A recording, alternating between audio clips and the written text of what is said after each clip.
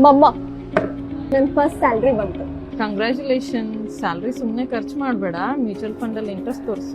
ನನಗೆ land investment safe ಅನ್ಸ್ತಾ ಇದೆ. ಮ್ಯೂಚುವಲ್ ಫಂಡ್ಸ್ ಅಲ್ಲಿ ಹೆಚ್ಚು ಕಡಿಮೆ ಆಗ್ತಾ ಇರುತ್ತೆ, ಆದ್ರೆ ಲ್ಯಾಂಡ್ ವ್ಯಾಲ್ಯೂ ಯಾವಾಗೂ ಇನ್ಕ್ರೀಸ್ ಆಗ್ತಾನೆ ಇರುತ್ತೆ. ವಿಶೇಷವಾಗಿ ಶ್ರೀನಂದಿ ಪ್ರಾಪರ್ಟೀಸ್ ಅವರು ತಮ್ಮ ಕಸ್ಟಮರ್ಸ್ಗೆ 250 rupees per square feet appreciation ಕೊಟ್ಟಿದ್ದಾರೆ ಮತ್ತು ಈಗ plot 1000 rupees per square feet ಇದೆ. ಇನ್ನು 6 months ಅಲ್ಲಿ ಮತ್ತೆ 250 rupees ಅಪ್ರಿಸಿಯೇಷನ್ ಬರುತ್ತೆ ಅಂತ ಅನ್ಕೋಮಮ್ಮ. ಅಯ್ಯೋ, ಇಷ್ಟು ಫಾಸ್ಟ್ ಆಗಿ ವ್ಯಾಲ್ಯೂ ಏರ್ತಾ ಇದೆಯಾ? ಹೌದು ಮಮ್ಮ. ಆಮೇಲೆ ಯಾಕೆ ಜಾಸ್ತಿ ಕೊಟ್ಟು ತಗೊಳ್ಳೋದು, ಈಗ ಬುಕ್ ಮಾಡ್ಬಿಡೋನಲ್ಲ. ಮತ್ತೆ ಪ್ಲಾಟ್ ತಗೊಂಡ್ರೆ ಅಸೆಟ್ಸ್ ನ್ಯಾಚುರಲಿ ಗ್ರೋ ಆಗ್ತಾವ. ಅದ್ರ ಮೇಲೆ 90% ಪ್ಲಾಟ್ಸ್ ಆಲ್ರೆಡಿ ಬುಕ್ ಆಗ್ಯಾವ, 10% ಪ್ಲಾಟ್ಸ್ ಅಷ್ಟೇ ಉಳ್ದಾವ್. ಅದಕ್ಕೆ ಬಹಳ ದುಡ್ಡು ಬೇಕಾಗತ್ತಲ್ವಾ?